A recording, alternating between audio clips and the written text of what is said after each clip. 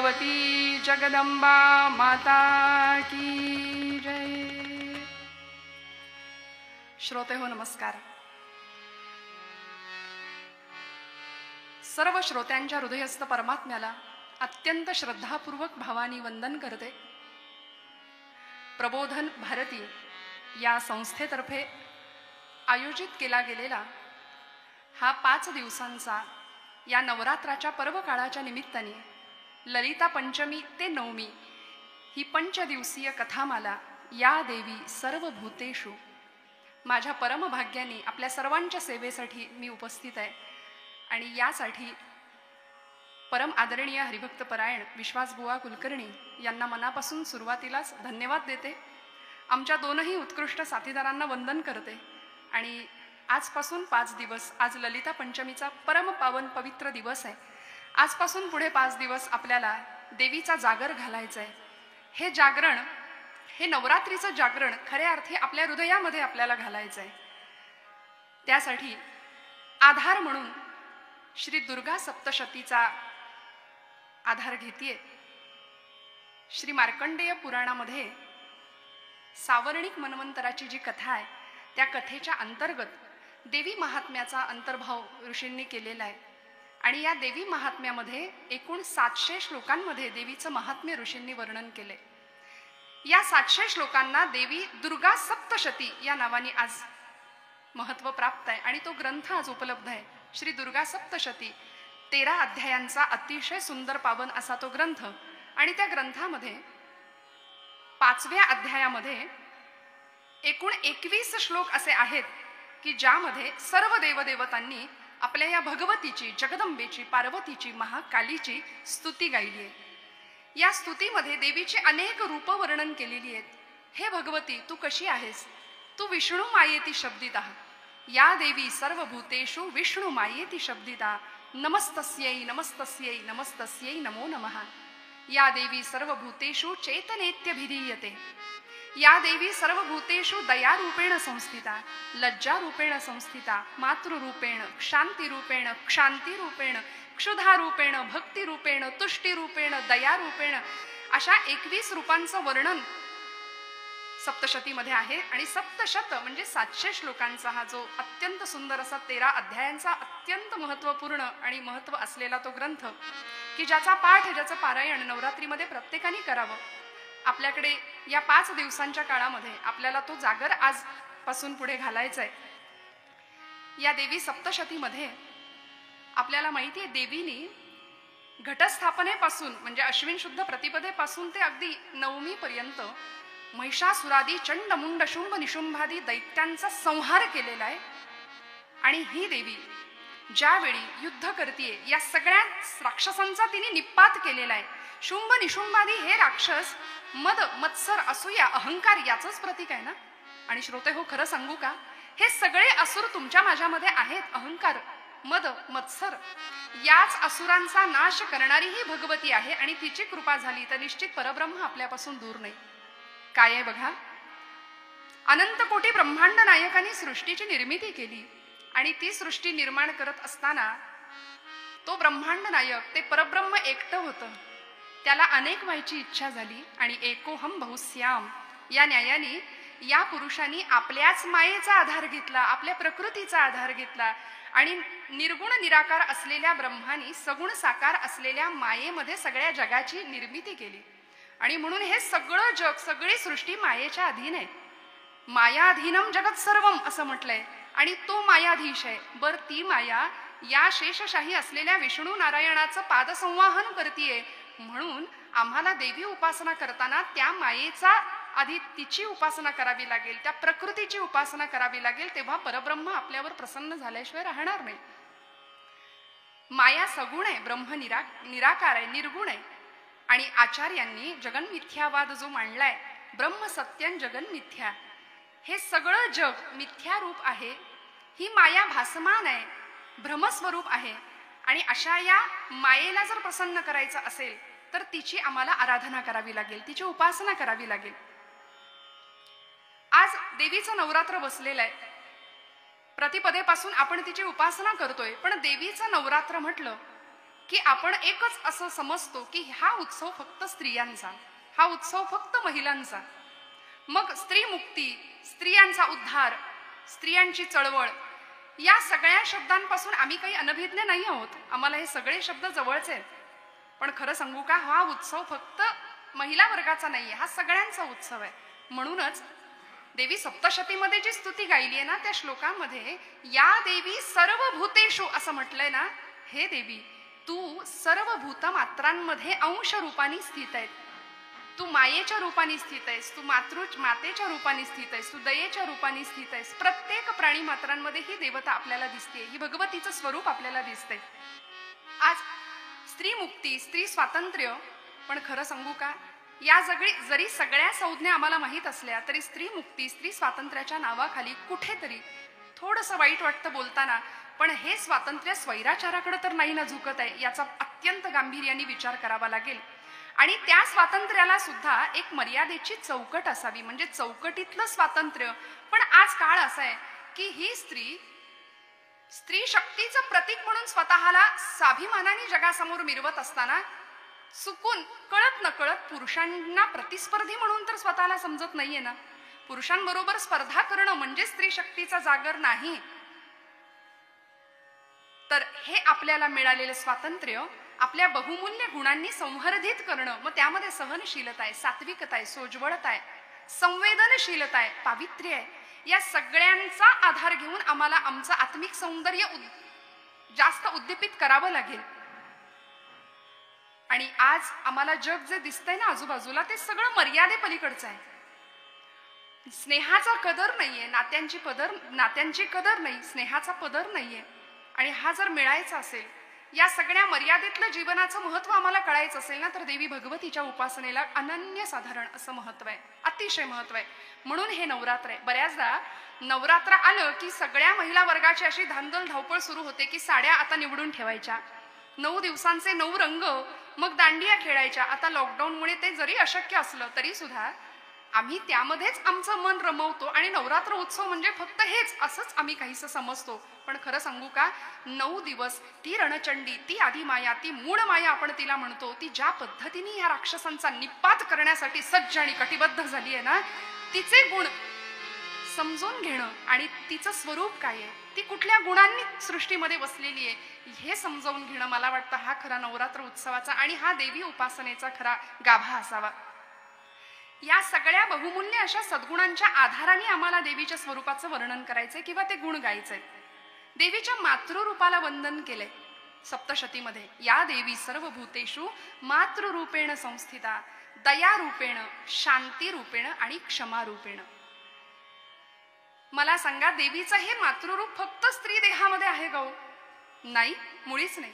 जन्मदात्री आई आहेच आहे, जिच्यापासून जिची नाळ जोडलेली आहे ती आई आहेच आहे. तिने जन्म दिला म्हणून भारतीय संस्कृतीने पहिला नमस्कार मातेला केला, मातृदेवो भव. जन्मदात्री आहेच आहे, पण याही पुढे जाऊन धरती माता आहे, तिच्यातही मातेचं वात्सल्य आहे, तिच्यामध्येही देवीचं मातृस्वरूप आहे, धरित्री माता.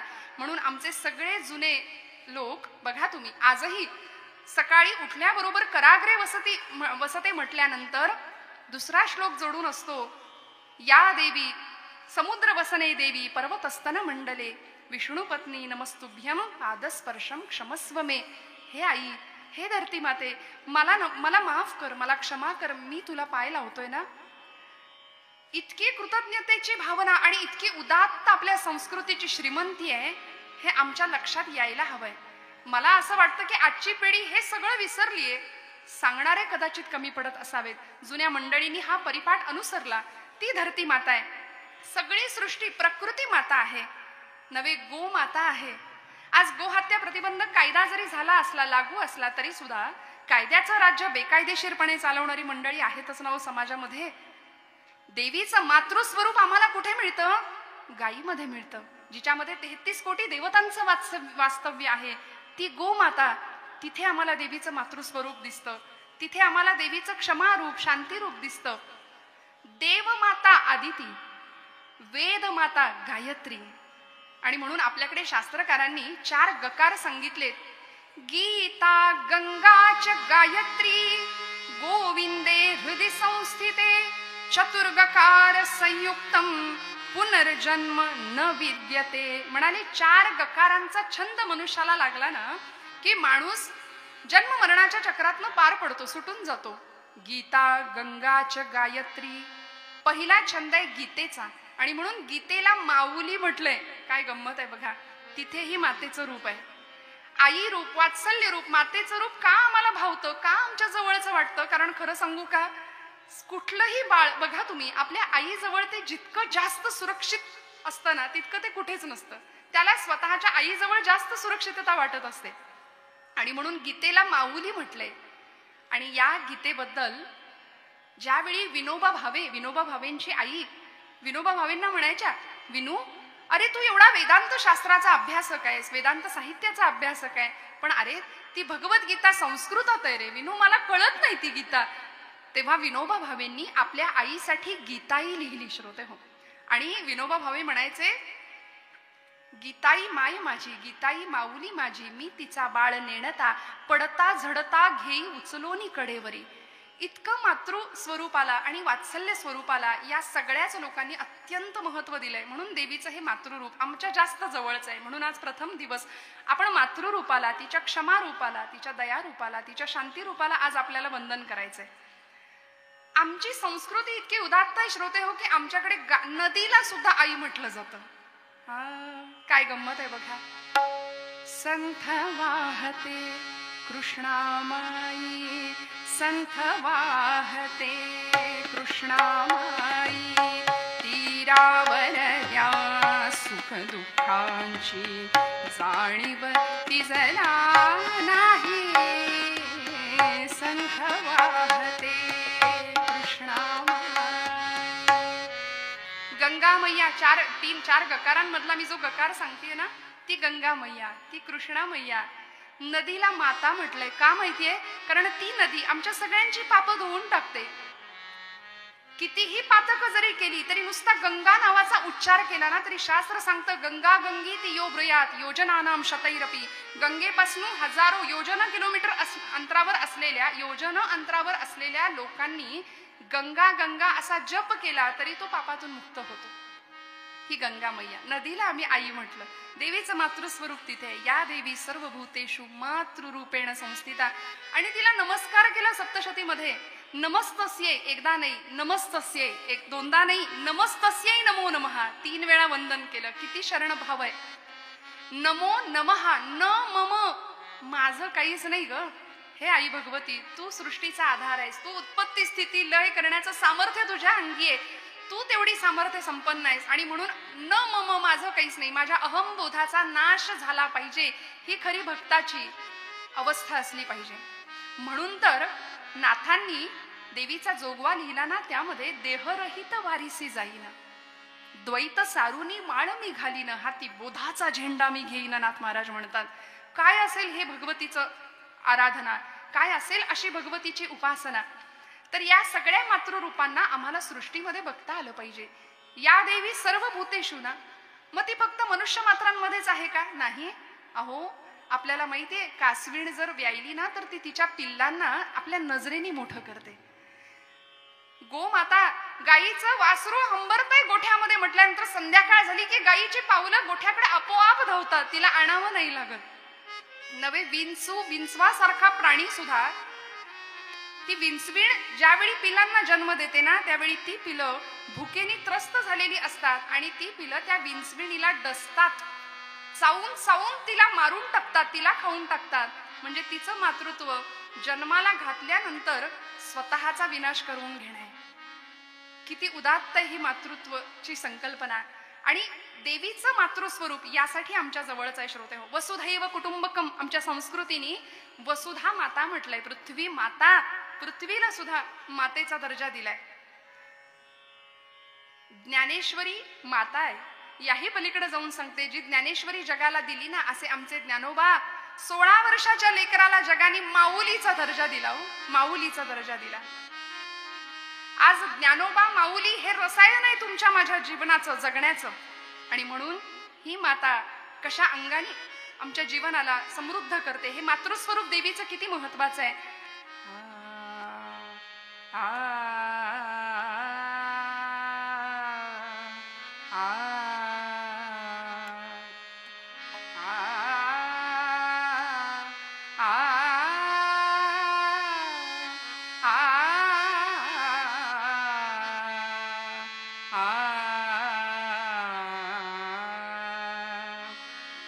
मातेश्वरी परमेश्वरी मातेश्वरी परमेश्वरी मातेश्वरी परमेश्वरी मातेश्वरी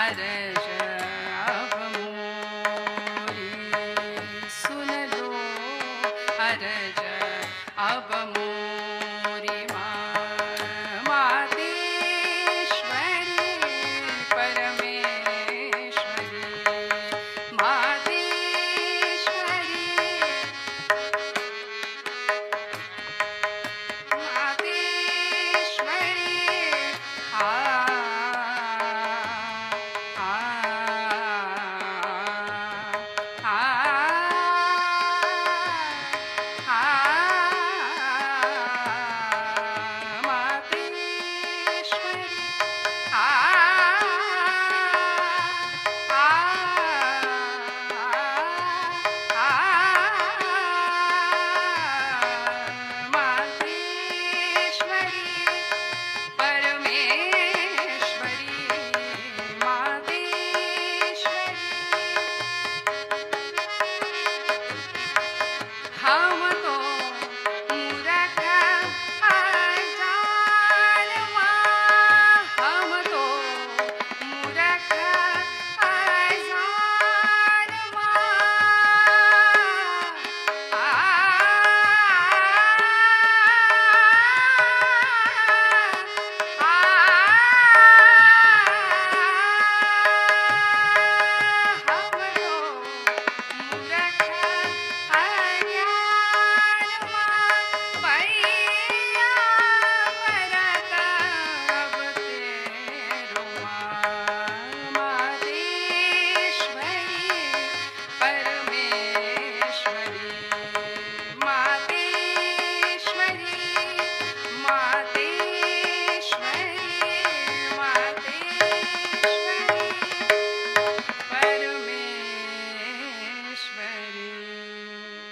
असं हे देवीचं मातृरूप. वसुधैव कुटुंबकम म्हणून पृथ्वीला सुद्धा आम्ही माता म्हटलं.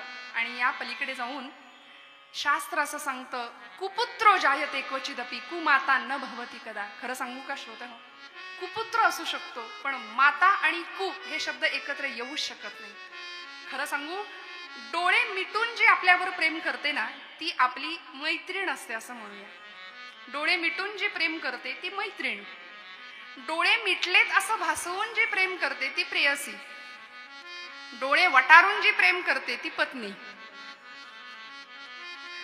आणि यापुढे जाऊन डोळे मिटेपर्यंत जी प्रेम करते ना ती आई असते. याही पुढे जाते, डोळे मिटल्यानंतर सुद्धा विश्वाचे अर्थ माझ्या मनी प्रकाश आले असं म्हणणारी माझी ज्ञानोबा माऊली जगाची माय होते, जगाची माय. म्हणून माऊली म्हणून समाधीला मिठी मारणारी लोक आहेत आज संप्रदायामध्ये. आळंदीला गेल्यानंतर माझी माऊली म्हणून मिठी मारतात. ते देवीचं मातृस्वरूप आहे. म्हणजे फक्त देवीचं मातृस्वरूप हे फक्त स्त्री देहापुरतं नाहीये, ते पुरुष देहामध्ये सुद्धा आहे. आमचे प्रज्ञाचक्षु मधुराद्वैत संप्रदायाचे अध्वरी गुलाबराव महाराज यांनी सुद्धा स्वतःला ज्ञानेश कन्या म्हटलं, कृष्ण पत्नी म्हटलं. देवीचं मातृस्वरूप मला तिथेही दिसतं. पुरुष देह पण मातेचं अंतःकरण आहे. वात्सल्य भाव, वात्सल्य भाव. ज्ञानेश कन्या म्हणून अनुग्रह घेताना माऊलींनी स्वतःच्या मांडीवर घेतलं होतं गुलाबराव महाराजांना आणि स्वनामाचा मंत्र कर्णरेंद्र रंध्रामध्ये पेरला होता. स्वतःला कृष्ण पत्नी ज्ञानेश कन्या म्हणून घ्यायचंय. हे मातेचं रूप आहे. आता ही माता काळानुसार बदलली जरी असली पण खरं सांगू अंतःकरण बदलत नाही बरं आईचं. देवीचं मातृस्वरूप लाखो वर्षांपूर्वी, हजारो वर्षांपूर्वी, काही शेकडो वर्षांपूर्वी आई नऊवारीमध्ये असेल मी असं म्हणेन. काही वर्षांपूर्वीची आई ही नऊवारीतली आम्हाला दिसली. त्यानंतर तिने कदाचित पोशाख बदलला असेल, काळानुसार ती सहावारीमध्ये आली असेल, पुढे ड्रेसमध्ये आली असेल. आताची आई कामधंद्यामुळे जीन्समध्ये फिरते. पण खरं सांगू का, तिच्यातलं वात्सल्य आम्ही नाकारू नाही शकत. मी त्याला दुजोरा देते असं मुळीच समजू नका. पण खरं सांगू, पाळणा घरात जरी मुलाला ठेवावं लागलं ना, तरी आज काळाच्या ओघामध्ये या सगळ्या वेगाबरोबर धावण्यासाठी जी आई मुलाला पाळणा घरात ठेवते, तिचं अंतःकरण तिलाच माहिती. देवीचं मातृस्वरूप कशा पद्धतीने आहे बघा. या देवी सर्व भूतेषु, सर्व भूतमात्रांमध्ये ती दिसतीये ना. 350-400 वर्षापूर्वी या महाराष्ट्राच्या मातीनं अशी एक आई बघितली की रात्रीचा अंधकार झालाय, गडाचे सगळे दरवाजे बंद झालेले असताना पाळण्यामध्ये रडणाऱ्या लेकरासाठी अंतःकरणात सर्र झालं, काळजामध्ये जीव तुटला, गडाचे दरवाजे बंद झाले आणि या गडावरून खाली उतरायला लागली. हिरकणी बुरुज म्हणून महाराजांनी तिच्या कार्याचा गौरव केला. हिरकणी बुरुज म्हणून त्या बुरुजाला नाव दिलं हिरकणी बुरुज. ही माता महाराष्ट्राने पाहिली 350 वर्षापूर्वी. मी म्हटलं, मातृत्व निसर्गाने बहाल केलं असलं तरी सुद्धा थोडासा नाजूक विषय बोलते. विकृतीतनं निर्माण झालेलं जर मातृत्व असेल ना, तर तिथे भगवतीचं वास्तव्य नाहीये. कारण अशी आज समाजामध्ये समाजाची मोठी शोकांतिका होऊन बसली. कारण स्त्री भ्रूण हत्येचा प्रश्न एवढा मोठा निर्माण होऊन बसला नव्हे. असं मातृत्व जर मिळालं असेल तर अशी बाळं कचराकुंडीमध्ये, उकिरड्यामध्ये आम्हाला दिसतात आणि अनेक अनाथ आश्रम त्यांना ती सांभाळतात. अशा अनेक अनाथ बालकांची माय झालेली आमच्या सिंधुताई सपकाळ, मला तिथे देवीचं मातृत्व दिसतं. श्रोते, महाराष्ट्राचे मुख्यमंत्री आणि पुढे जाऊन 1962 सालच्या चीनच्या आक्रमणाच्या युद्धप्रसंगी पंडित नेहरूंचा रात्री फोन आला सह्याद्री पुत्राला, स्वर्गीय यशवंतराव चव्हाण. देशाच्या संरक्षण मंत्री पदाची धुरा सांभाळण्याकरता दिलं. या यशवंतरावांना यशवंताचा यशवंतराव होण्यामध्ये त्यांच्या आईचं फार मोठं सामर्थ्य आणि फार मोठा भाग आहे, वाटा आहे. विठामाता नाव त्यांचं. विठामाता यशवंताला म्हणायच्या, यशवंता यशवंत हो. वडिलांच्या पश्चात 4थ्या वर्षी असताना वडील निघून गेले, पण आईने अत्यंत काबाड कष्ट सोसून या मुलांना मोठं केलंय आणि एवढं मोठं बनवलंय. श्रोते हो, कर्मवीर भाऊराव पाटलांनी शिक्षणाचं काम एवढं मोठं केलं, अनेक ठिकाणी वसतिगृह स्थापन केली. पण त्यांच्या पत्नी लक्ष्मीबाई पाटील, काय करावं, त्यांनी गळ्यातलं मंगळसूत्र गहाण ठेवून प्रसंगी विकून वसतिगृहातल्या पोरांची पोटं भरली आहेत. मला असं वाटतं मातेचं वात्सल्य रूप तिथे आहे. या देवी सर्व भूतेषु मातृरूपेण संस्थिता. म्हणून मी म्हटलं ना, आई ही आईच असते ना, माता ही माताच आहे. कुपुत्र जायते क्वचिदपि, कुपुत्र असू शकतो पण कुमाता कधीच नाही. कारण देवीचं रूप तिथे आहे, देवीचं अंश तिथे आहे. अंश रूपाने भगवती त्या मातेच्या स्थानामध्ये आहे. म्हणून मातृरूपेण संस्थिता. आमच्या मराठी साहित्याला जनाबाईंच्या पाठोपाठ ज्यांनी ओवी नावाचं, अशा बहिणाबाईचं उधरी नावाच्या कवयित्री की ज्या अशिक्षित होत्या. आणि आज आमची तरुण पिढी सुद्धा बऱ्याचदा बोलता बोलता म्हणते, माझी आई अडाणी आहे. खरं सांगू का, माता कधी अडाणी नसते. हा, अशिक्षित असेल, 4 पुस्तकं कमी शिकलेली असेल, पण आईला कधीच अडाणी म्हणू नये. कारण मी म्हणते, अनुभवांच्या रूपाने अख्खं विश्व विद्यापीठ तिच्या रूपाने तुमच्या माझ्या घरात वावरत असतं. ती अडाणी कधीच असू शकत नाही. या देवी सर्व भूतेषु मातृरूपेण संस्थिता. या जगातली सगळ्यात सुंदर स्त्री असं जर विचारलं ना एखाद्याला, तर पटकन आमच्या तरुण पिढीच्या मुखातनं उत्तर आलं पाहिजे, या जगामध्ये सगळ्यात सुंदर जर कोण असेल ना, तर माझी आई आहे. आज आम्ही मदर्स डे साजरा करतो नव्हे, तेवढ्या दिवसापुरतच प्रोफाईल पिक्चर असू दे किंवा डीपीला आम्ही आईचा फोटो लावू, पण अंतःकरणाच्या प्रोफाईलवर ती आहे का याचा विचार प्रत्येकाने करावा. मला वाटतं भगवतीची उपासना ही असेल खऱ्या अर्थाने. तुमच्या माझ्या प्रत्येकाच्या घरामध्ये ती देवी आहे, या रूपांनी आहे. मातेच्या रूपात आहे, लक्ष्मीच्या रूपात आहे, दयेच्या रूपात आहे, क्षमेच्या रूपामध्ये आहे. बहिणाबाईंचा फार सुंदर किस्सा लोक सांगतात. काय वर्णन आहे चरित्रामध्ये बघा. सोपान चौधरी असं त्यांच्या मुलाचं नाव. आई काय असते, माता काय असते. सोपान चौधरी एकदा कॉलेजमधून आले.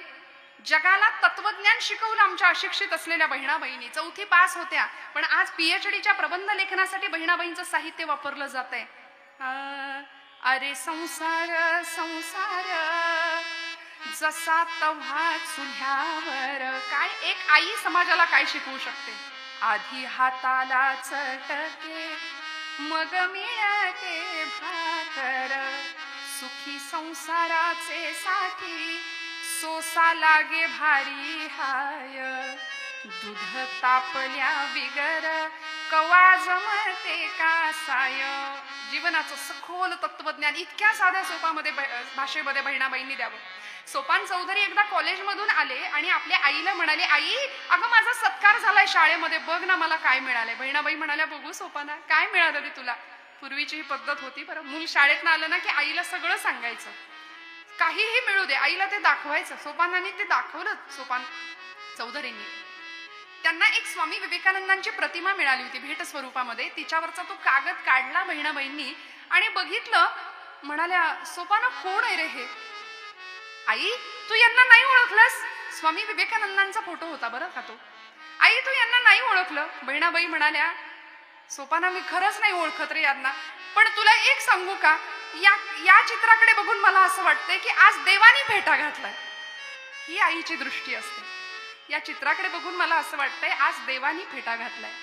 ही आई आहे. म्हणून आईला कधीच आडाडी म्हणू नये. मातृदेवो भव, तिचा गौरव आमच्या संस्कृतीने केलाय. मातृरूपाने देवी स्वतः भगवती तुमच्या माझ्या घरामध्ये अंश रूपाने स्थित आहे. म्हणून तिची आराधना करणं हे खरं नवरात्र होईल. हे खरं नवरात्रीचा देवीच्या भगवतीचा जागर केल्यासारखं होईल. तात्याराव लहानेंची आई अंजनाबाई लहाने आपल्या मुलाला किडनीची गरज आहे म्हटल्यानंतर एका क्षणाचाही विचार न करता माझी किडनी द्या माझ्या तात्याला म्हणून देऊन रिकामी झाली. हो, हे आईचं रूप आहे. किती उदात्तता आहे, किती क्षमाशीलता आहे, किती दयाशीलता आहे. ती अंजनाबाई लहाने आणि त्रेतायुगामध्ये ती अंजना. मला असं वाटतं या अंजनी मातेनी सुद्धा खूप सुंदर रामायणातला प्रसंग आहे की ज्यावेळी रावण वधानंतर प्रभू रामचंद्र सगळं सैन्य घेऊन आता 18 पद्म वानर दळ घेऊन गेले होते श्रीलंकेवर, त्या लंकेवरती आक्रमण करायला. रावण वध झाला. प्रभू रामचंद्र माघारी आले आणि येताना अयोध्येत जाण्यापूर्वी रामांनी विचार केला की म्हणाले, माझ्यासाठी दास म्हणून जो राबला, माझ्या या रामकार्यामध्ये, माझ्या या कामामध्ये अखंड जो राबला, माझा रामबाण म्हणून ज्याला ओळखतात असा मारुतीराय, त्याची आई काय असेल मला बघायचंय. मला तिचं चरणस्पर्श मला करायचंय. आणि खरं सांगू, मातेच्या चरणस्पर्शामध्ये परमेश्वर असतो. मला तिचा चरणस्पर्श करायचाय. म्हणून प्रभू रामचंद्र अंजनी मातेकडे गेलेत आणि गेल्यानंतर मारुतीराय तिथे शेजारी उभे आहेत. अंजनी मातेनी, मी माझ्या पदरचं नाही सांगत, अनेक कीर्तनकार कथाकार सांगतात, रामायणामध्ये उल्लेख आहे की यावेळी अंजनी मातेनी मारुतीच्या अक्षरशः कानाखाली दिली आहे. अक्षरशः हात उगारलाय मारुतीरायांवरती. का? रामांना वाईट वाटलं, टचकन डोळ्यातनं पाणी आलं आणि रामरायांनी विचारलं, माते का ग माझ्या मारुतीला असं मारलंस, का बरं? तेव्हा अंजनी माता उत्तर देते, रामा काय सांगू तुम्हाला, दास म्हणवतो ना हा स्वतःला, तुमचा दास म्हणवतो, मग ही वेळ तुमच्यावर का आली? तो जेव्हा लंकेमध्ये आधीच गेला होता सीतामय्याचा शोध घ्यायला, तेव्हा लंका जाळली, सगळंच का नाही उद्ध्वस्त करून आला? त्याला जमू शकला असतं, तो करू शकला असता. हे सगळं इतकं तुम्हाला त्रास देण्याची काय गरज होती? म्हणून मी त्याला शिक्षा केली. आई अशी असते बरं, ही अंजनी माता. आम्हाला 23व्या वर्षी फाशीचा दोर गळ्यामध्ये हसत हसत घेणारे भगतसिंग माहिती आहेत. ज्यावेळी भगतसिंगांना फाशी झाली ना, त्यावेळी त्यांची आई रडत होती. सगळ्या लोकांनी विचारलं की तुझा सुपुत्र देशाच्या कामी लागला, देशासाठी वाहिलास म्हणून रडताय ना आई तुम्ही? तेव्हा भगतसिंगांची मातोश्री म्हणतात की नाही, माझा भगतसिंग आज जाईल किंवा तो देशासाठी बलिदान त्यांनी दिलं म्हणून मी नाही रडत आहे. मी का रडते सांगू का? या माझ्या मातृभूमीला, या माझ्या भारत मातेला मी माझा एकच सुपुत्र देऊ शकले, यासाठी मला वाईट वाटतंय. हे मातेचं रूप आहे, हे आईचं रूप आहे, हे भगवतीचं रूप आहे. आणि या पुढे जाऊन भारत माता तर आपण म्हणतोच, आपली मातृभूमी, की ज्या मातृभूमीसाठी अनेक क्रांतिकारकांनी आपलं बलिदान दिले. स्वामीजी परदेशातून जेव्हा आले ना, त्यावेळी एकाने विचारलं होतं स्वामीजींना की म्हणाले, मातृभूमीमध्ये येताना आता तुम्हाला कसं वाटतंय? तुम्ही परदेशातला डाम डौल, तिथला शान शौक पाहिला, अनुभवला, आता तुम्हाला या आपल्या गरीब देशामध्ये आल्यानंतर कसं वाटतंय?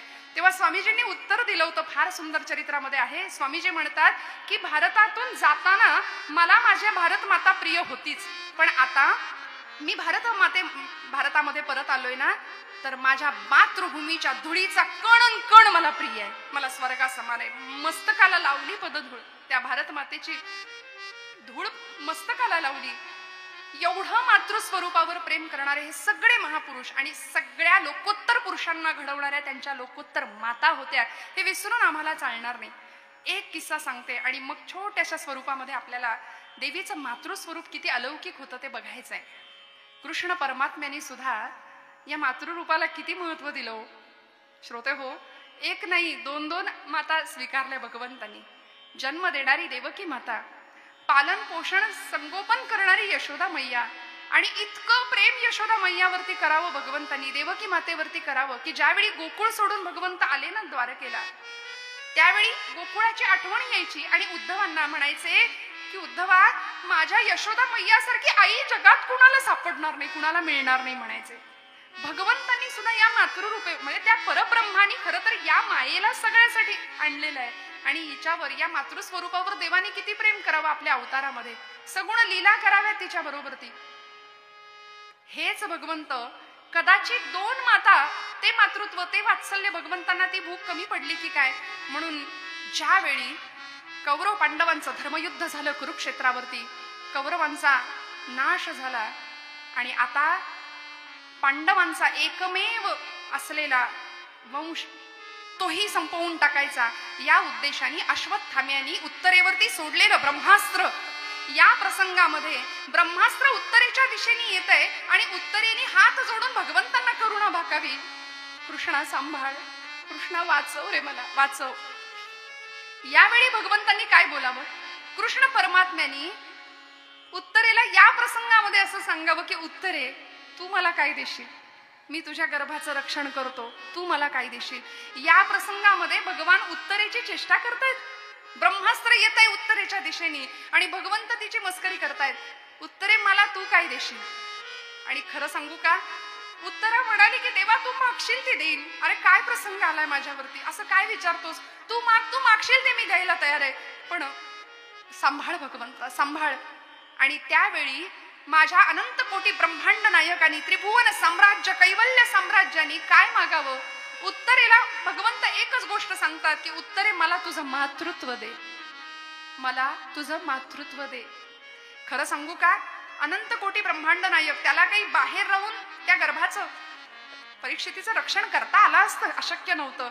पण उत्तरेला भगवंतांनी तिचं मातृत्व मागितलं, तिची परवानगी घेतली, माता म्हणून स्वीकार केला, तेव्हा गर्भामध्ये प्रवेश केला आणि परीक्षितीचा सांभाळ केला, रक्षण केलं. हे भगवंताचं मातृस्वरूप, हे देवीचं मातृस्वरूप इतकं दिव्य भव्य आहे. म्हणून त्या मातृस्वरूपाला आपल्याला वंदन करायचंय. मी म्हटलं ना, अशा मातांनी अनेक लोकोत्तर पुरुष जगाला दिले, या मातीला दिले. आणि म्हणून अशी एक माता आमच्या महाराष्ट्राच्या भूमीला लाभली की ज्या भूमीमध्ये मन, मनगट आणि मेंदू सगळंच दुबळं झालं होतं. लोकांना स्वतःची मन नव्हती विचार करण्याकरता, स्वतः विचारही करत नव्हते. का? कारण स्वतःची बाजूच नव्हती. महाराष्ट्रामध्ये असा विलक्षण काळ होता. एकेकाळी आमचा भारत देश सोन्याचा धूर ज्या घरामधनं निघत होता, पण परकीयांनी आक्रमण करावीत, यवनांनी आक्रमण करावीत, 5 पातशाह्या महाराष्ट्राच्या भूमीवरती येऊन राज्य करायला लागल्या. सुलतानांच्या स्वाऱ्या, लुटालूट, जाळपोळ, आया बहिणींची अब्रू डोळ्या देखत लुटलेली बघण्यापलीकडे दुसरा इलाज उरला नव्हता. समर्थ रामदास स्वामी म्हणतात, किती एक गुजरिणी ब्राह्मणी भ्रष्ट विल्या, किती एक हाल होवो निमेल्या, किती एक देशांतरा त्या विकेल्या. असा विलक्षण काळ 16वे शतक, त्याही पलीकडे. आणि या काळामध्ये सिंदखेड राजा विदर्भ प्रांतामध्ये लखुजी राजे जाधव यांच्या घरी देवीच्या एका भगवतीच्या स्वरूपाने जन्म घेतला. बरं, मी असं म्हणेन, जिजाई नाव ठेवलं तिचं. जी जिद्द, ज्या जाज्वल्य, देशप्रेम आणि ई म्हणजे ईश्वर निष्ठा, जी जाई तिथे जाईप्रमाणे सुगंध देई, ती जिजाई. काय नाव होतं? कार्याचं वलय नावापाठीमागं होतं. आजूबाजूच्या या सगळ्या परिस्थितीचा मागोवा ह्या लहान वयामध्ये घेतला जात होता आणि लहान वयातच विचारांचं परिपक्व पण आलं. आपले वडील लखुजी राजे जाधव निजामाची चाकरी करतात. या जिजाऊचं 10व्या वर्षी विवाह ठरला. बरं, लग्न ठरलं आणि सासर होतं भोसले प्रांत, भोसले कुळ, सूर्यवंशीय मालोजी राजे भोसले. चांद्रवंश सूर्यवंश एकत्र आले आणि तिथे शिवाचा जन्म झालाय. बरं, तिथे छत्रपतींचा जन्म झालाय. मालोजी राजे भोसले काय किंवा लखुजी राजे जाधव काय, हे सगळेच निजामाची आदिलशाहीची चाकरी करत होते. अहो, चाकरी करायला आपली स्वतःची बाजूच नव्हती मुळात. स्वतःची बाजू नव्हती, मराठी मातीला स्वतःचं मराठ्यांचं सिंहासन नव्हतं. आणि अशा परिस्थितीमध्ये 10 वर्षाच्या जिजाऊचं अंतःकरण तिला सांगत होतं की हे आपल्याला बदलायचंय.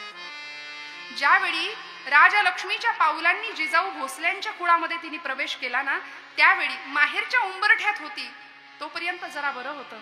आता सासरी आली आणि सुलतानशाहीतले एक एक जाळे तिला रोज दिसायला लागले. रोज रोज अन्याय, अत्याचार, कत्तल, विटंबना, जाळपोळ, लुटालूट. अक्षरशः घरातल्या माणसांना, बायकांना ओढून ओढून बाहेर न्यायचे. डोळ्या देखत अब्रू लुटली जाण्यापलीकडे, बघण्यापलीकडे इलाज नव्हता. अशी विलक्षण परिस्थिती. आणि यावेळी जिजाऊनी मनात निश्चय केला की हे आपण बदलायचं. आणि म्हणून देवीकडे करुणा भाकायची, हे जगदंबे माझ्या पोटी असा पुत्र दे की जो अन्यायाच्या, अनीतीच्या शृंखला तडातड तोडेल, महाराष्ट्रामध्ये न्यायाचं, नीतीचं साम्राज्य निर्माण करेल, या गुलामगिरीच्या शृंखलांचा भेद करेल. मला असा पुत्र दे जगदंबे. म्हणून आईकडे करुणा भाकावी. महाराष्ट्राच्या 3.5 शक्तिपीठांकडे सगळ्या साधू संतांनी साकडं घातलं होतं. ज्यावेळी शिवाई देवीच्या स्थानावर शिवनेरी किल्ल्यावर जिजाऊंचा मुक्काम होता, शहाजी राजांनी सुरक्षिततेसाठी त्यांना तिथे ठेवलं होतं, त्यावेळी सगळ्या महाराष्ट्राने साकडं घातलं होतं. जिजाऊंनी तर घातलंच होतं. 3.5 शक्तिपीठांकडे, कोल्हापूरची अंबाबाई असू दे, तुळजापूरची तुळजाभवानी असू दे, माहूरची रेणुका असू दे, वणीची सप्तशृंगी देवी माता असू दे, या सगळ्या 3.5 शक्तिपीठांकडे महाराष्ट्राने साकडं घातलं, गारहाणं घातलं. आई जगदंबे बस, हा अंधार, हा गुलामीचा अंधार, हा अन्यायाचा अंधार आता दूर झाला पाहिजे. आई दार उघड, दार उघड बये, दार उघड, दार उघड बया, आता दार उघड बया, दार उघड बया, आता दार उघड बया, दार उघड बया, आता दार उघड बया, दार उघड बया, आता दार उघड बया. आई जगदंबे उधव धाव. सगळ्या महाराष्ट्राने तिचा जागर घातला. जिजाऊच्या पोटी कोण जन्माला येणार होतं? सगळे साधू संत ऋषी मुनी साकडं घालत होते शक्तिपीठांकडे. आई दार उघड. महाराष्ट्रातला हा अंधकार दूर झाला पाहिजे. करवीर निवासिनी दार उघड बया, तुळजापूर भवानी दार उघड बया, दार उघड बया, आता दार उघड बया, दार उघड बया, आता दार उघड बया, दार उघड बया, आता दार उघड बया. जोगाईची अंबा दार उघड बया, माहूरची रेणुका दार उघड बया. आणि ही बया जागी झाली, बरं जागी झाली. दरवाजा खडाणकण उघडून क्रांतीच्या उंबरठ्यावर आली. कोण होती ही? मूर्तिमंत सौदामिनी, राजमाता आऊसाहेब जिजामाता. हो, नवसाला पावलीन आई माझी, नवसाला पावली, नवसाला पावलीन आई माझी, नवसाला पावली. जिजाऊंनी ज्यावेळी गर्भधारणा झाली त्यावेळी आपल्या गर्भाला, आपल्या पोटातल्या बाळाला सांगावं, बाळा आजूबाजूला प्रचंड मोठा अंधार आहे बरं, आणि लक्षात घे, ज्योतीनं ठरवलं ना जळायचं की ती ज्योत सगळ्या अंधाराचा नाश करू शकते. माझा राजा जळण्याच्या तयारीने ये. आणि म्हणून ही जगातली आगळी वेगळी अशी माता होती की तिचा कित्ता जगातल्या प्रत्येक मातेने गिरवावा. प्रत्येकीला वाटतं माझ्या पोटी शिवछत्रपतींसारखा पुत्र जन्माला यावा, पण त्यासाठी जिजाऊ व्हावं लागेल.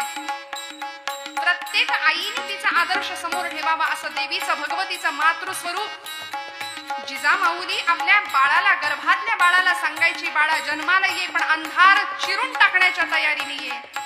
गर्भातल्या बाळाच्या मुठी तिथेच आवळल्या जायच्या, कारण आजूबाजूचं साम्राज्य अंधाराचं, अन्यायाचं बघत होता. जिजाऊला डोहाळे होते. काय होतं? मातेचं वात्सल्य. हातामध्ये तलवार घ्यावी, शत्रूला मस्तक धडावेगळं करावं. हे विलक्षण डोहाळे होते जिजाऊ माऊलीचे. आणि ज्या दिवशी बाळाचा जन्म झाला, फाल्गुन वद्य तृतीया, तारीख 19 फेब्रुवारी 1630 साल, शिवनेरीच्या शिवाई देवीच्या त्या गाभाऱ्यातून एक प्रकाश झोत आला, जिजाऊच्या मंचकावर पडला आणि जिजाऊला पुत्र झाला, महाराष्ट्राला पुत्र झाला, सह्याद्रीला पुत्र झाला. महाराष्ट्राच्या सगळ्या वाऱ्यांनी ही बातमी शहाजी राजांपर्यंत नव्हे, बादशाह्यांपर्यंत पोहोचवली. हो, नवसाला पावलीन आई माझी, नवसाला पावली, नवसाला पावलीन आई माझी, नवसाला पावली, नवसाला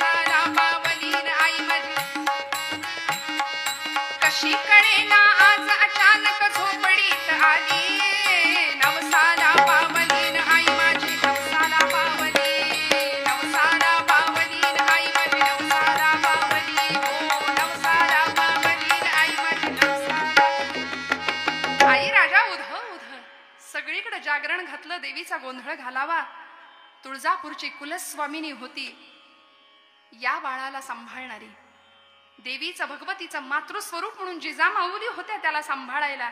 आपल्या अनेक वर्षांच्या राजकारणाचा दीर्घ अनुभव प्रत्येक वेळी राजांना त्या देत राहिल्या. आणि खरं सांगू, ही माता फक्त अंगावरचं दूध पाजणारी माता नव्हती, तर ते बाळ जन्माला येण्याआधीच गर्भापासूनच त्याच्यावर संस्कार सुरू झाले होते. आणि त्या दुधाबरोबर उच्चतम नीतीचे संस्कारांची मूल्य प्रदान करणारी ती माता होती. प्रत्येक जगातल्या मातेनी या माईलेकरांचा कित्ता गिरवावा, आदर्श घ्यावा. अशी आगळं वेगळं हे माईलेकराचं नातं जगाला ललामभूत ठरेल अशी ही माईलेकरं होती. जिजा मातोश्रीनी आपल्या या बाळाचा जन्म झाल्यानंतर तासन तास टक लावून बघावं. बर, पाळणा सुद्धा गात असताना इतर माऊली कदाचित आपल्या बाळाला झोपवत असतील, पण जिनी गर्भातच आपल्या बाळाची तयारी केली की जळण्याच्या तयारीने ये, ती आई आपल्या लेकराला सांगते, गुणी बाळ पुरे नीज आता करी सखया. आता झोपायचं नाही शिवबा, झोपायचं नाही.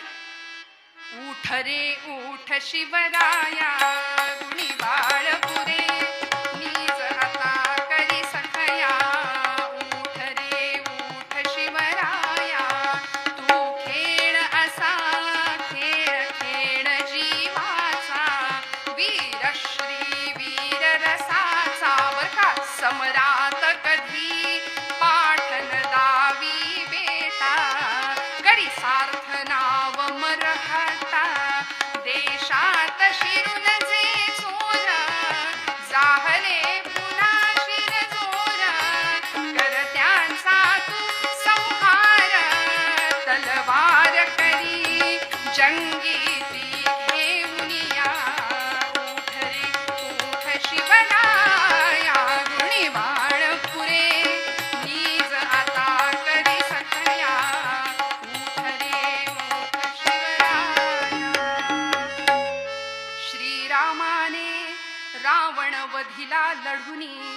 रामाची गोष्ट सांगावी, पराक्रमी कृष्णाची गोष्ट सांगावी, कीचकाची छाती फोडणारा पराक्रमी भीम समजावून सांगावा. या सगळ्या संस्कारांनी हे बाळ लहानाचं मोठं होतंय. आणि ज्यावेळी 32 वर्षाच्या जिजामाता आपल्या बाळाला घेऊन पुण्याच्या भूमीमध्ये येतात, त्यावेळी 5 वर्षांचे शिवबाराजे. काय संस्कार करावेत आईने, किती कठोर होतात या सगळ्या माता. मी सगळी उदाहरणं आतापर्यंत सांगितली ना. तू वाटेल तसा वाढ, वाटेल ते कर, कुठेच कॉम्प्रोमाइज नाही, कुठेच नाही, तडजोड नाही. आईने किती कठोर व्हावं. प्रसंगी या 5 वर्षाच्या बाळाने आपल्या आईला विचारावं, आई कुठाय माझा वाडा, कुठाय माझा घोडा, माझं सैन्य कुठाय. त्यावेळी या आईने उत्तर द्यावं, राजा इथं वाडा नाही, इथं घोडा नाही, इथं सैन्य नाही, हे सगळं तुला निर्माण करायचंय. करशील? मोठी माणसं आयत्या घरात राहत नाहीत रे, ती घरं बांधतात आणि मग राहतात. तुला जमेल? हो आऊसाहेब, आपला आशीर्वाद आणि श्रींची इच्छा असेल तर हे राज्य होईल ही काळ्या दगडावरची रेष आहे. आपल्याला इतिहास माहितीये श्रोते हो. या मातेने आपल्या बाळाला कशा पद्धतीने तयार केलं. स्वराज्याचं अंजन त्याच्या डोळ्यामध्ये लहानपणापासून घालत होती. आणि ते बाळ सुद्धा आपल्या आईला तितकंच सुंदर साथ देत होतं. 12 वर्षाचे राजे झाले. लाल महालाची स्थापना झाली होती पुण्यामध्ये. पुण्याची जमीन सोन्याचा फाळ लावलेल्या नांगरांनी नांगरली होती. गणरायाचा आशीर्वाद मिळाला. कसबा गणपतीची स्थापना सुद्धा झाली. आणि 12व्या वर्षी आपल्या वडिलांना भेटण्याकरता म्हणून राजांची थोडी घाई झाली. आई, मला माझ्या बाबांना भेटायचंय. शहाजी राजांची भेट घेण्यासाठी जिजा मातोश्रींनी आपल्या 12 वर्षाच्या शिवबाला घेतलं आणि मजल दर मजल करत करत करत आदिलशाहीच्या या प्रांतामध्ये, विजापूर प्रांतामध्ये घेऊन गेल्या. पण जात असताना, शिवबा तुझ्या गळ्यातली देवी भक्तीची कवड्याची माळ तशीच राहील बरं, नाहीतर मग बऱ्याचदा आम्ही जिथे जातो तिथली संस्कृती आत्मसात करतो, पण आमच्या संस्कृतीची श्रीमंती आम्ही लक्षातच घ्यायला तयार नाही. राजांना प्रसंगी वेळोवेळी जिजा मातोश्रींनी सांगावं की काहीही झालं, तू कुठेही जा, आग्र्याच्या दरबारात जा किंवा आणखी कुठे जा, तुझ्या मस्तकावरचा जिरेटोप तसाच असेल, तुझ्या कपाळावरचं केशरी शिवगंध तसंच राहील. त्याला त्यागाचा स्पर्श असतो बरं. म्हणून माझा पांडुरंग परमात्मा सुद्धा जे चंदन सहानेवर घासलं जातं, घासून घासून घासून ते चंदन निर्माण होतं, ते मस्तकावर मिरवतो. म्हणून भगवंताला त्याग प्रिय आहे. तो गंध तुझ्या मस्तकावर असलाच पाहिजे शिवबा. तुझ्या गळ्यातली कवड्यांची माळ तुला काढून उपयोगाची नाही. देव्हारा घेऊन जिजामातोश्री गेले आणि विजापूर प्रांतामध्ये आल्यानंतर सगळीकडे कळालं, कारण घंटानादच झाला हो. जिथे घंटानाद ऐकू सुद्धा येत नव्हता अशा विजापुरामध्ये जिजाऊ मातोश्रींची भूपाळी सुरू झाली. 12 वर्षाच्या शिवबाला घेऊन जिजामातोश्री आल्या. दरबारामध्ये जाण्यासाठी राजांना तयार केलं गेलं. शहाजी राजांच्या बरोबर राजे तयार झाले आणि 12व्या वर्षी बादशहाला मुजरा करण्याकरता पाठवलं जिजामातोश्रींनी आपल्या या लेकराला. ज्यावेळी दरबारामध्ये जाताना 2 विलक्षण घटना शिवाजी राजांनी पाहिल्या. शहाजी राजांनी सांगितलं की राजे, आम्ही सुद्धा इथे स्वराज्य निर्माण करण्याचा प्रयत्न केला होता, भगवे झेंडे उभारण्याचा प्रयत्न केला होता, पण सगळं जमीनदोस्त झालं. राजा, विजयनगरचा राजा रामदेवराय, त्याचं मस्तक धडा वेगळं करून तो बादशाला शरण नाही ना गेला, म्हणून त्याचं मस्तक धडा वेगळं करून या विजापूरच्या या प्रवेशद्वाराला इथं टांगलंय. काळजामध्ये चर्रकन वेदना झाली त्या मस्तकाकडे बघून. धडापासून तुटलेलं ते मस्तक प्रवेशद्वाराला स्वागतासाठी सज्ज ठेवलं होतं. आणि त्या दरबारामध्ये एक मंत्री असा होता की जो विजयनगरच्या त्या रामदेवरायाला सांगत होता, राजे, मरण बेहत्तर पण शत्रूला शरण जाऊ नका. त्या मंत्र्याचं मस्तक धडा वेगळं करून विजापूरचं सगळं गटार त्या नाकातोंडातून वाहत होतं. तिथे ते मस्तक अडकवलेलं. राजांनी हे सगळं बघितलं मात्र, आणि 12 वर्षाचे राजे, आपल्या आईचे संस्कार डोक्यामध्ये होते, त्यामुळे बादशाला मुजरा करायला जायची तयारी नाही. पण शहाजी राजांनी आग्रह केल्यामुळे जावं लागलं. आणि गेल्यानंतर आपण प्रसंग जाणता श्रोते हो, की ज्या दरबारामध्ये खालची मान वर करण्याची कुणाची ताकद नव्हती, त्या दरबारामध्ये हा 12 वर्षाचा मुलगा छत्रपती शिवाजी राजे बादशाहाला मुजरा कर म्हटल्यानंतर मुजऱ्याला हात पुढे नाही केला. बादशाह म्हणाला, रहना दो शहाजी राजे, बेटा घबरा गया होगा. एवढं ऐकलं मात्र आणि तळपायाची आग मस्तकापर्यंत गेली. आणि 12व्या वर्षी छत्रपती शिवाजीराजे कडाडले बादशाहच्या दरबारामध्ये, ए बादशाह, मी इथे कुणालाही घाबरलेलो नाहीये. एवढं ऐकलं मात्र शहाजी राजांनी पटकन शिवबांना आपल्या निवासस्थानी पाठवलं. आणि संध्याकाळी आल्यानंतर जिजाऊला म्हणाले, काय संस्कार केलेत, भर दरबारात माझा अपमान केला. जिजामातोश्रींनी उराशी कवटाळलं आपल्या शिवबाला आणि सांगितलं, शिवबा, का नाही मुजरा केलास रे, का नाही मुजरा केलास? बादशाला मला सांग. आई, मी का जाऊ ग, मी का या बादशाला मुजरा करू, मला सांग. तू मला आजपर्यंत सांगितलंस, तू मला रामाची गोष्ट सांगितलीस, कृष्णाची गोष्ट सांगितलीस. माझं शिर या लोकांपुढे नाही झुकणार आई. तू माझ्यामध्ये तो स्वाभिमान पेरलास, मी का मुजरा करू सांग. आई, तुझं स्थान, माझ्या बाबांचं स्थान माझ्यासाठी एवढं मोठं आहे, आबासाहेबांचं स्थान एवढं मोठं आहे. तू सांग मला, मी यांच्या पुढे नाही माझी मान झुकवणार. तू सांग आई, तू सांग तुझ्या चरणावर ही कापून ठेवीन मान. तू सांग तुझ्या चरणावर ही कापून ठेवीन मान. गो ब्राह्मण यांच्या करता खडगावर झेलीन प्राण.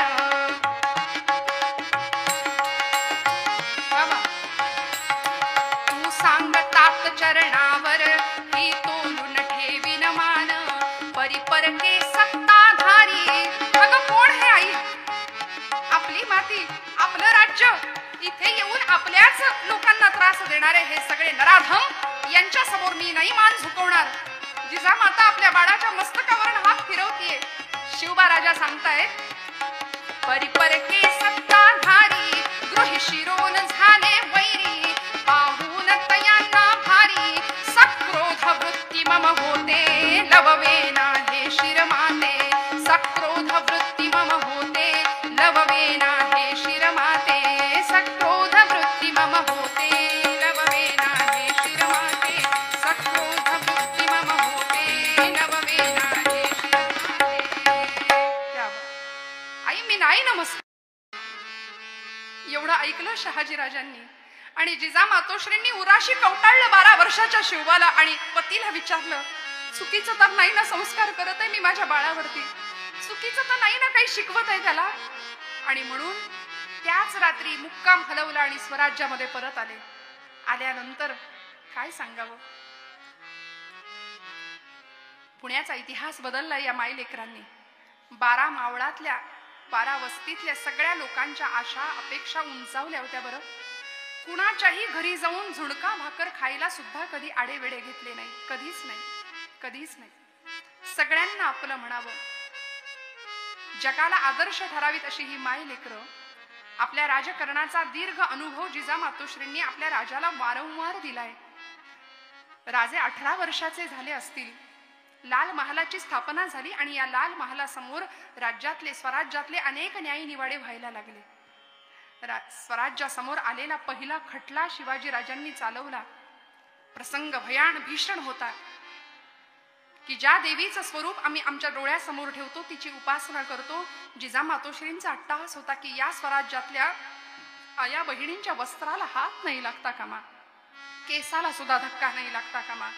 राजांचं ब्रीद होतं, प्रतिपश्चंद्र रेखे व वर्धिष्णूर विश्ववंदिता शाह सुनो शिवसैषा मुद्रा भद्राय राजते, हे ध्येय होतं.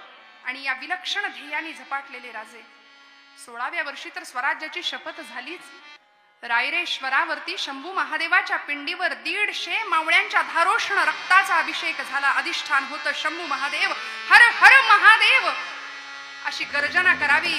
जटाटवी गलज्जल प्रवाह पावित स्थले कले वलंब्य लंबितांबुजंग तुंग मालिकां डमड्ड मड्ड मड्ड मन्निनाद वड्ड मर्वयं चकार चंड तांडवं पनोतन शिव शिवं.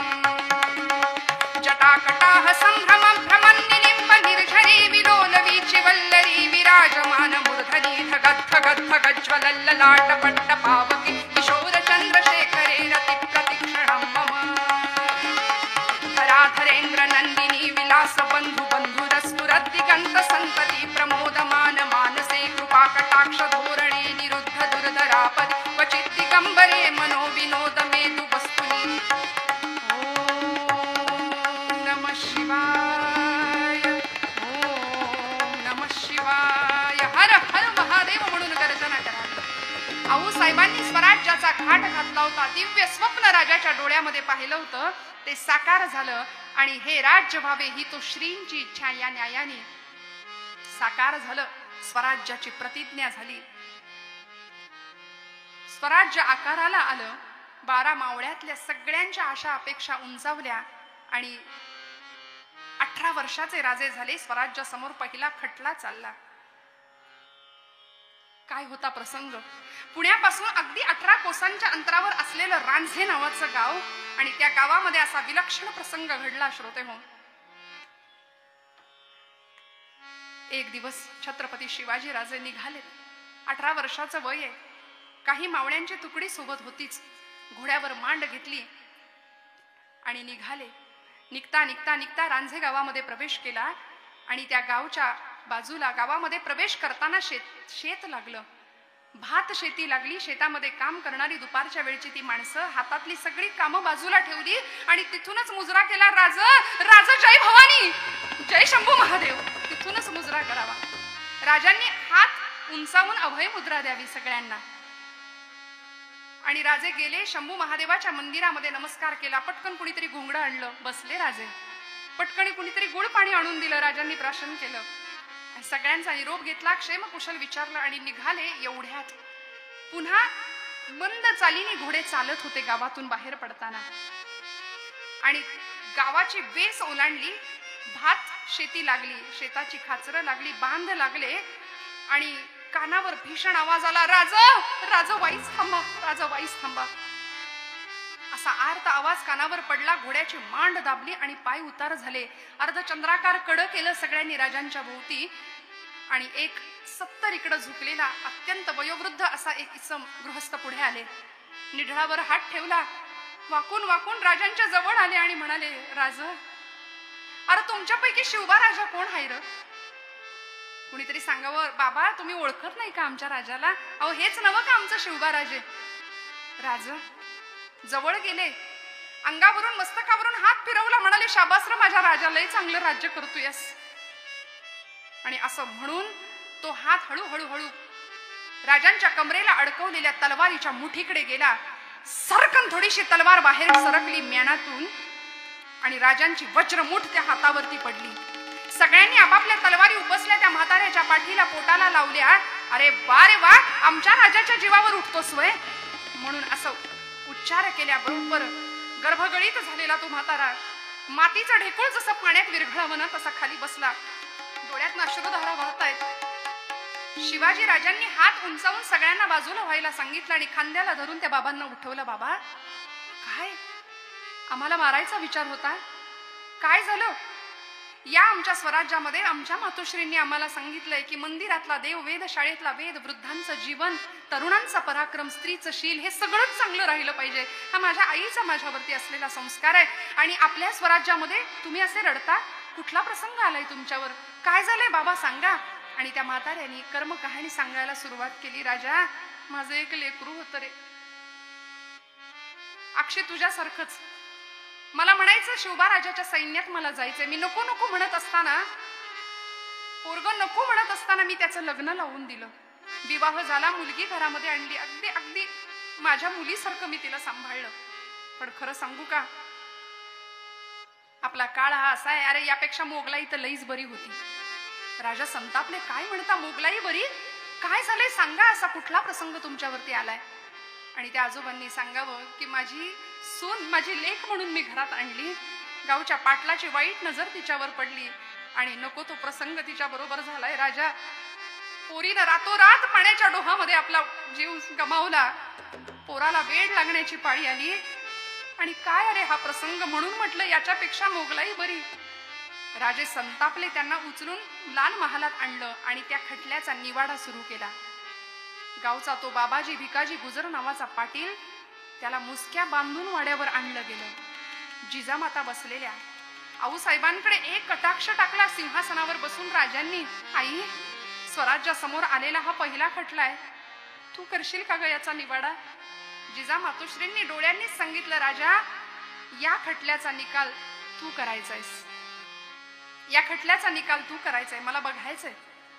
मी काय करू सांगशील? आईने एकच सांगावं, या देवी सर्व भूतेषु मातृरूपेण संस्थिता. का तिला वंदन करायचं माहितीये? कारण जिजा मातोश्री ही राष्ट्रमाता होती. एका नाही, दोन दोन लोकोत्तर वीर पुरुषांना तिने घडवलंय. एक छत्रपती शिवाजी राजे, ज्यांनी धर्मासाठी कसं जगावं हे शिकवलं आणि धर्मासाठी कसं मरावं हे शिकवणारे छत्रपती संभाजी राजे. दोन लोकोत्तर पुरुष या माऊलीने घडवलेत. या प्रसंगामध्ये जिजा मातोश्रींनी आपल्या डोळ्यांनीच शिवबाला सांगितलं, राजा, मी तुला पराक्रमी रामाची गोष्ट सांगितली, मी तुला पराक्रमी कृष्णाची गोष्ट सांगितली. रामकृष्ण आपले पूर्वज आहेत, विसरू नको. रामानी रावणाशी जो व्यवहार केला ना, कृष्णाने कंसाशी जो व्यवहार केला ना, तो व्यवहार तू या नराधमाशी करावास. बस. पाटलाला आणलं होतं समोर. पाटील गयामया करत होता, दयेची भीक मागत होता, याचना करत होता. आणि राजांनी आपल्या आईचा एवढा आदेश ऐकला. बस, नजरेने फक्त सांगितलं होतं. आणि राजांनी फरमान सुनावलं शिक्षेचं. संध्याकाळच्या तासाचे टोल पडण्याच्या आत या पाटलाच्या देहाचा चौरंग करा अशी शिक्षा फरमावली. पाटलाचे दोन्ही हात आणि दोन्ही पाय कापून टाका. आणि खरंच भैरोजी चोर नावाचा 1.25 हात लांबीची शमशेर हातामध्ये घेऊन आला होता. संध्याकाळच्या तासाचे टोल पडण्याच्या आत या भैरोजी चोरांनी सपासप शमशेरीचे घाव घातले आणि रक्ताच्या थारोळ्यामध्ये पाठ पडलेला, निचेष्ट पडलेला पाटील, त्याची ती अवस्था बघितली.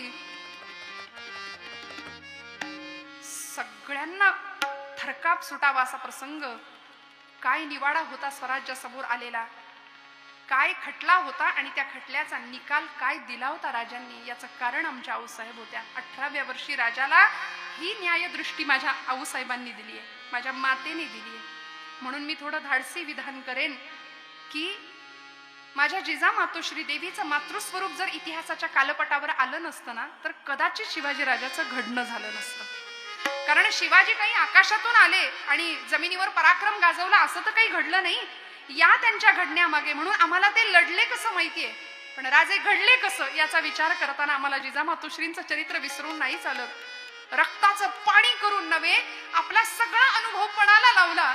लहानपणापासून पाहिलेलं सगळं अनुभवांचं सामर्थ्य पणाला लावलं आणि राजाच्या पाठीशी खंबीरपणे प्रत्येक कामामध्ये, प्रत्येक अवस्थेमध्ये राजांच्या पाठीशी जिजाऊ आऊसाहेब असायच्या. हा प्रसंग झाला. राजांनी शिक्षेचं फरमान तो सुनावलं. पाटलाला शिक्षाही झाली. त्या आजोबांना न्याय मिळाला. मुलीचा गेलेला जीव मात्र परत नाही आला. पण यानंतर या मातेने आपल्या बाळाला विचारलं होतं, राजा, मी असं म्हटलं होतं की रामानी रावणाशी जो व्यवहार केला तो व्यवहार तू याच्याशी कर. मी देहदंडाची शिक्षा दे असं तुला सांगितलं होतं, पण राजा तू याचा देहदंड न देता तू याला जिवंत ठेवलंस का बरं, मला सांगशील? त्यावेळी छत्रपती शिवाजीराजे असं सांगतायत की आऊसाहेब, आपण मला सांगितलं याला देहदंड द्या, पण खरं सांगू आई, आऊसाहेब, मी जर याला मारून टाकलं असतं ना तर याच्या बरोबर यांनी केलेलं पाप सुद्धा लोक विसरून गेले असते काळाच्या ओघामध्ये. आज पाटील इच्छा असून जगू शकत नाही आणि इच्छा असून मरू शकत नाही. नाईलाजाने त्याला जगावं लागणार आहे. आणि जोपर्यंत हा पाटील जिवंत आहे ना तोपर्यंत या देशामधल्या, या महाराष्ट्रातल्या प्रत्येक दुर्योधनाला कळेल की खबरदार, पुन्हा जर आपल्या घरच्या आई बहिणींच्या पदराला हात घालाल ना तर तुमची ही अवस्था करणारा शिवाचा अंश आता जन्माला आलाय म्हणून. आई तू रागावलीस का ग? आऊसाहेब तुम्ही रागावलात का आमच्यावरती? हात जोडले. नाही रे राजा, नाही, उलट मी धन्य आहे की असा पुत्र माझ्या पोटी जगदंबेने दिलाय म्हणून.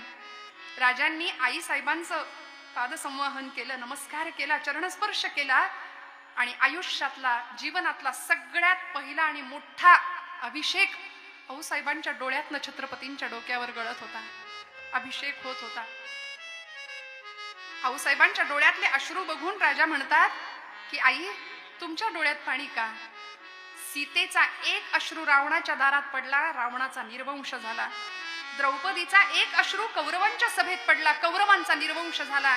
या महाराष्ट्राच्या भाग्याला आपल्या अश्रूंची ताकद मोजण्याची किंमत नाहीये. ताकद मोजण्याची पात्रता या महाराष्ट्राच्या भाग्याची नाहीये. पण अक्षरशः आनंद अश्रूंचा अभिषेक राजाच्या मस्तकावर या क्षणामध्ये झाला. मग त्यानंतर अनेक प्रसंगांना राजाला सामोरं जावं लागलं. स्वराज्याचा घाट घातला जात होता. आऊसाहेब पाठीशी होत्याच, पण मग अफजल खान राजा स्वराज्यावर चालून आला. या प्रसंगामध्ये मी मुद्दाम सांगेन, आई किती कठोर होते. देवीचं मातृस्वरूप का आपण तिला वंदन करायचं सांगू? या अफजल खान वधाच्या प्रसंगामध्ये उद्या न जाणो राजाचंच काही बरं वाईट झालं तर ही आई कठोर होते आणि आपल्या जन्म दिलेल्या आपल्या लेकराकडून, आपल्या राजाकडून मृत्यूपत्र करवून घेते की उद्या तुझं काही बरं वाईट झालं तर हे राज्य तुझ्या एकट्याचं नाही, हे राज्य नसे शिवबाचे, हे राज्य देवधर्माचे, हे राज्य देशधर्माचे. तुझं काही झालं तर स्वराज्याचा घाट थांबता कामा नये. मृत्यूपत्र करवून घेतलं. शहाजी राजांच्या निधनानंतर ज्यावेळी ही जिजामाऊली सती जायला निघाली होती ना त्यावेळी हंबरडा फोडला होता. हिंदूंच्या सिंहासनावर असलेल्या राजांनी आई जाऊ नकोस, आई जाऊ नकोस म्हणून अडवलं, थांबवलं. आई स्वराज्यासाठी थांबशील का ग? कारण खरं सांगू, त्या मातेचं मूल जसं राजे शिवछत्रपती होते तसं रक्ताचं पाणी करून वाढवलेलं स्वराज्य नावाचं हे सुद्धा मूलच होतं. स्वराज्य हे सुद्धा मूलच होतं ना. त्या मुलासाठी जिजाऊ आऊसाहेब थांबल्या. आणि मग मात्र अफजल खान गेला, शाहिस्ते खान गेला, पुरंदरचा तह झाला, आग्र्याची सुटका झाली, पन्हाळगडचा वेढा झाला. सगळे पराक्रम राजांचे आपले डोळे भरून या आईने पाहिले. आणि 6 जून 1674 रोजी रायगडावर 32 मण सोन्याचं सिंहासन सजलेलं सुद्धा या माऊलीने पाहिलं. लेकरू जन्माला येण्याआधीपासून गर्भात जी स्वप्न पाहिली होती ती सगळी साकार केली लेकराच्या मार्फत. हे मातेचं जाज्वल्य आणि जिवंत स्वरूप आहे. म्हणून ही राष्ट्रमाता आहे. 32 मण सोन्याचं सिंहासन रायगडावर सजलं. एक एक एक पावलं टाकत राजे सिंहासनावर जाऊन बसले. तत्पूर्वी आपल्या आईचा आशीर्वाद घेतला. आणि यावेळी राजाला सिंहासनावर बसलेलं डोळे भरून आऊसाहेबांनी पाहिलं.